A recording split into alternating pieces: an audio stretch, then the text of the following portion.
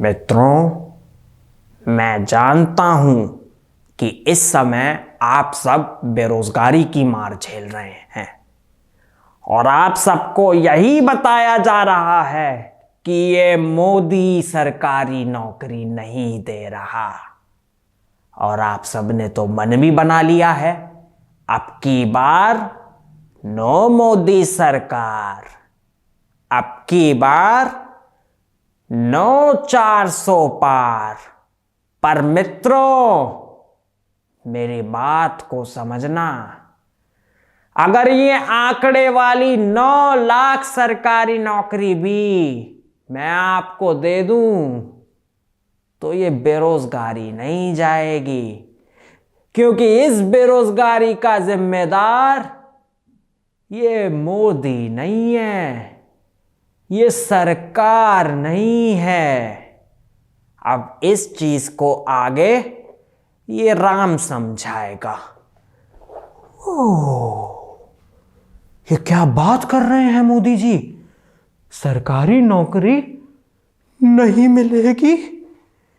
यार, मैंने तो सोच रखा था कि अभी मैं 22 का हूं, 24 तक पढ़ रहा हूं, 25 में तैयारी शुरू करूंगा, 26-27 तक नौकरी लग जाएगी, 28 तक कमाऊंगा, 29 तक थोड़ा बैंक बैलेंस इकट्ठा कर लूंगा, है ना, 30 में शादी करूंगा, थोड़ा सा दहेज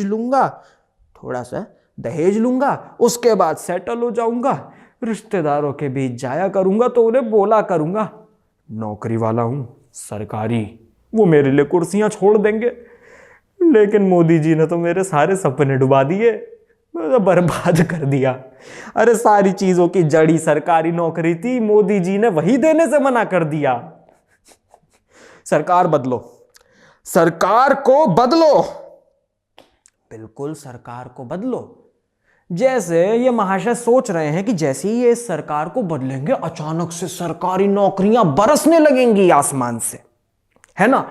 आप सड़क पे चल रहे होंगे, अचानक से कोई आपको पकड़ेगा और बोलेगा डालो गाड़ी में डालो, सरकारी नौकरी दो इन्हें, है ना।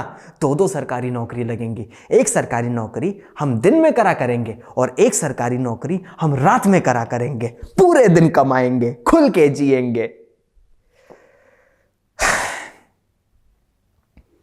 9 लाख सरकारी नौकरी। आप लोगों को पता है हमारे देश में अनएम्प्लॉयमेंट रेट कितना है? अगर मैं बीपीएल को हटा दूं तो हमारे देश में लगभग 8% का अनएम्प्लॉयमेंट रेट है। हमारी पॉपुलेशन के हिसाब से 8% होता है 11 करोड़। कितना? 11 करोड़। और सरकारी नौकरी कितनी है? 9 लाख। अब आप खुद समझिए कहां वो समंदर है और कहां ये मैं एक बूंद लिए घूम रहा हूं 9 लाख की। ये 9 लाख नौकरी इन लोगों के बीच आप डाल दो, ये पता भी नहीं चलेंगी। और ऐसा नहीं है 9 लाख नौकरियां सारी बहुत अच्छी हैं, सारे आईएएस आईपीएस बहुत ऊंचे ऊंचे पदों की नौकरी है।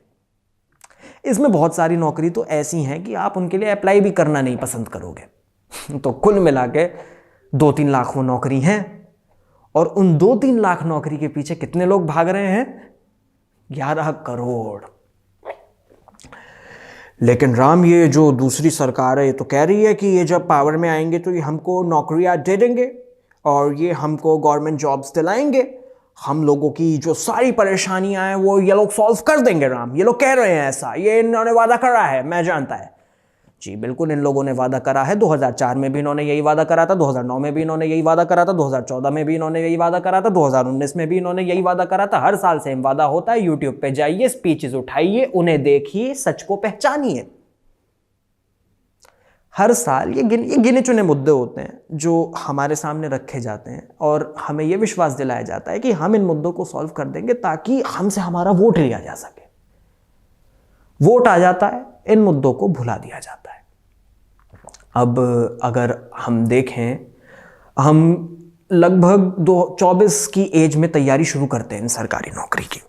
24 की एज में हमने तैयारी शुरू करी, हम 25 में तैयारी करते हैं, नहीं निकलता है तो सोचते हैं हाश होगा, ऑल इज वेल, होगा। 26 में तैयारी करते हैं, 2 साल नहीं हुआ, रिलैक्स बॉयज, होगा, ऑल इज वेल, होगा, अभी होगा।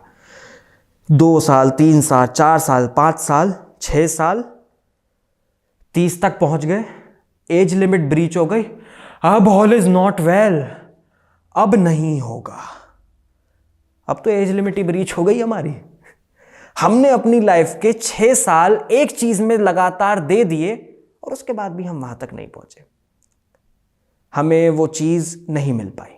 अब क्या हाथ लगती है? अब हाथ लगती है केवल निराशा। क्यों?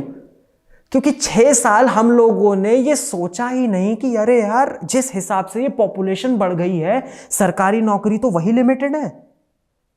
3-4 हजार सीट के लिए एप्लीकेशंस 40 लाख आई हैं, तो क्या प्रोबेबिलिटी है कि हमारा नंबर उसमें आ ही जाएगा? It's not even 1%। लेकिन हम तो लगे रहे। लेकिन अगर हम थोड़ा सा इस चीज में बदलाव कर लेते, मैं ये नहीं कहूंगा आप लोगों को कि सरकारी नौकरी के लिए ट्राई करना बहुत गलत है, या सरकारी नौकरी करनी ही नहीं चाहिए, या सरकारी नौकरी से बिल्कुल आंखें बंद कर लें, ऐसा भी नहीं है। ट्राई करने में कोई दिक्कत नहीं है। 1 साल 2 साल ये हम ट्राई कर सकते हैं, लेकिन लगातार करते रहना ये नहीं। आप सोच लीजिए, मान लीजिए 1 साल के बाद मेरी सरकारी नौकरी नहीं लगी, मैंने अपने आप को समझाया कि शायद मैं कुछ और बड़ा कर सकता हूं, मैंने अपनी स्किल्स को डेवलप शुरू करना करा। सपोज मैंने किसी बिजनेस पे फोकस करा, हो सकता है मैं उसमें बहुत अच्छा कर लूं। मैंने मेरी पर्सनैलिटी, मेरी स्पीकिंग स्किल्स पे काम करना शुरू करा। फिर मैंने कोई कंपनी ज्वाइन करी, हो सकता है मैं एक दिन मैनेजिंग डायरेक्टर या CEO बन जाऊं। मैंने प्रोडक्ट मैनेजमेंट को मास्टरी कर लिया, या मैं मार्केटिंग में बहुत ही अच्छा हूं, हो सकता है मैं किसी कंपनी में सेल्स एग्जीक्यूटिव या किसी हायर सेल्स पोस्ट पे पहुंच जाऊं। लेकिन ये सब कहां से होता? जब हमने हमारे अंदर वो स्किल्स डेवलप करी होती, और वो स्किल्स डेवलप होती जब हम अपने आप को वो टाइम देते।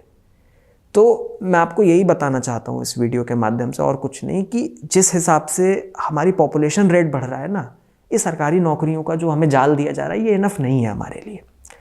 अल्टीमेटली हमें खुद पे ही काम करना पड़ेगा, हमें खुद की स्किल्स के ऊपर ही काम करना पड़ेगा, ताकि हम अपनी लाइफ में कुछ प्रोडक्टिव कर सकें। हमें अपने भविष्य की जिम्मेदारी, अपनी सक्सेस की जिम्मेदारी किसी और पे नहीं, खुद पे रखनी होगी। अपने कंधों पे जब हम इस भार को लेंगे कि हां, खुद को सक्सेसफुल बनाने की जिम्मेदारी आज मैं लेता हूं। और हम लोग यार बहुत एनर्जेटिक जनरेशन है, हम नौकरियां करने के लिए नहीं, नौकरियां देने के लिए भी बने हैं। जब हम किसी आइडिया को पिक करेंगे, किसी चीज में आगे बढ़ेंगे और इस मेंटालिटी को रखेंगे कि मुझे सोसाइटी का कुछ भला करना है, हम जरूर कुछ बड़ा करेंगे। लेकिन यह कब होगा? जब हम ये जिम्मेदारी अपने ऊपर लेंगे।